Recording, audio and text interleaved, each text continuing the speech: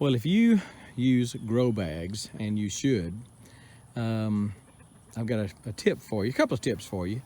I use them for, this year I've used them for tomatoes. Those tomatoes don't look great because it's September and they're winding down. They've just come through a hard, pretty hot summer, and they're beginning to leaf back out, beginning to bloom, and hopefully before frost we'll get a few tomatoes. I mean, I've got a few, but it's for some reason after a good hard summer and heading on into frost, they're not big. They're not all that great. There's one that's not too bad right there. But the peppers have just done phenomenally in these grow bags. It's just like little trees. But a couple of tips. First of all, you're going to want to water them. Now I'm speaking of the South here, okay? In the summertime, they need to be watered. They need to be watered pretty much every day. However, the water just drains out too quickly. So put something under them, some kind of a tub, some kind of a tray, something under them that will catch the water. You know, you need, I would say, at least an inch or two. These are about 6 inches. So these catch a lot of water. When I first planted them, I realized that they were going to get too much water. I've got some grass in there I need to pull out while I'm talking to you. But that looks like ryegrass, but I don't think it is. So I found out pretty quick that these really need the water, but then whatever you put them in, whatever you put under them, excuse me, is going to need to be able to drain. You're going to need to take control of it. So what I did early on was to, I don't know whether you can see that plug right there, that little white plug. It is on the side of that. So about 4 inches up. In other words, I wanted to keep about 4 inches of water in these. It's what my initial thought was. I wanted to keep four inches of water in these because we were going into the summer, and that worked real well in the summer. 4 inches of water was a little much in the spring before it got hot, but in the summertime it worked real well. Now, I'm not saying I filled it up every day. I filled it up 4 inches deep. I didn't. What I would do would be to water, and I'd let it drain through, and I'd wait till it gets a couple inches deep. Sometimes long. If I was going on vacation, if I was going to be gone for a day or two, then I'd go ahead and fill it up. I mean, I didn't have any qualms about it in the very, very hot summer, the hot and dry summer. Well, we just got through having about 6 inches of rain. And what happened, these things filled up, I mean, completely full, 6 inches. And I was afraid they were going to drown out. And I was also afraid that 4-inch hole right there, that's what that is a 4-inch hole. And these are the plugs I'm talking about. It's just a little plastic plug I used to get at work. They would throw them away by the hundreds at work. My thought behind this was, since things are cooling down a little bit, and they may get hot again, but since things were cooling down, I just didn't want all that water in it because we were getting water every day anyway from the rain.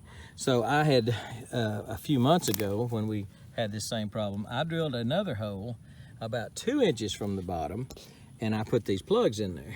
And so I came back through when they were 6 inches deep the other day after all that rain. I came through and put those plugs back in.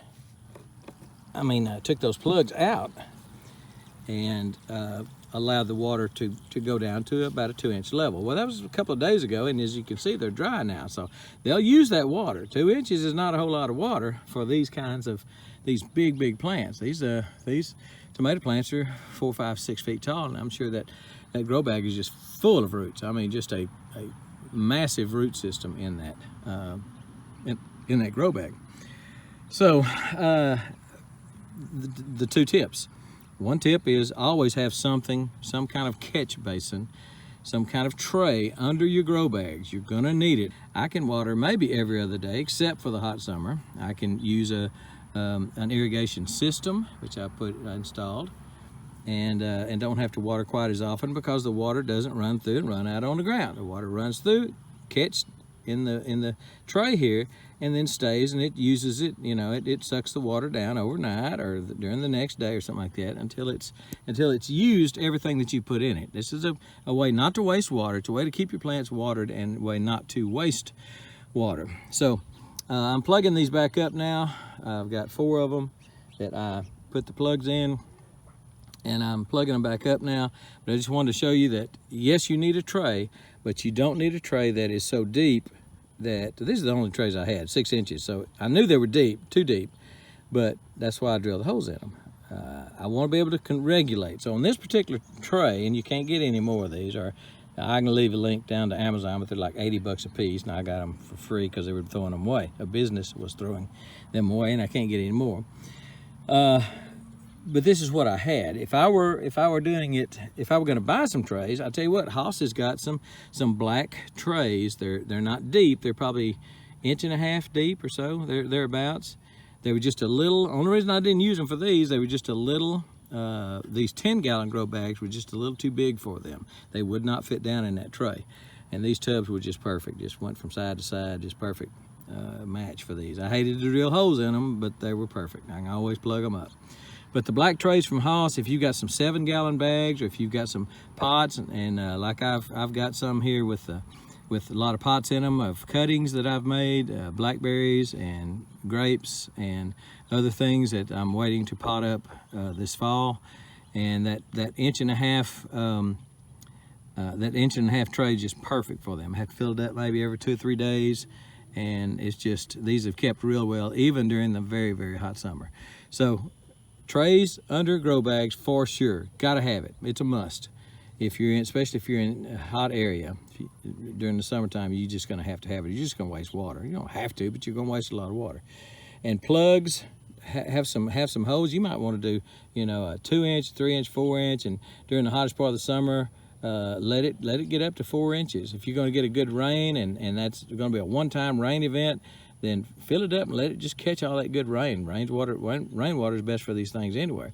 Let it catch all the rain, and then, but if you're gonna get a week of rain, then you may wanna back it off like I did, and just maybe just keep 2 inches of water in it instead of 6 or whatever. Whatever you get, whatever size tray, whatever depth of tray that you use. So anyway, I'm gonna do a video in just, hopefully a few weeks, describing my venture into container gardening, what I like best. People have been asking about it.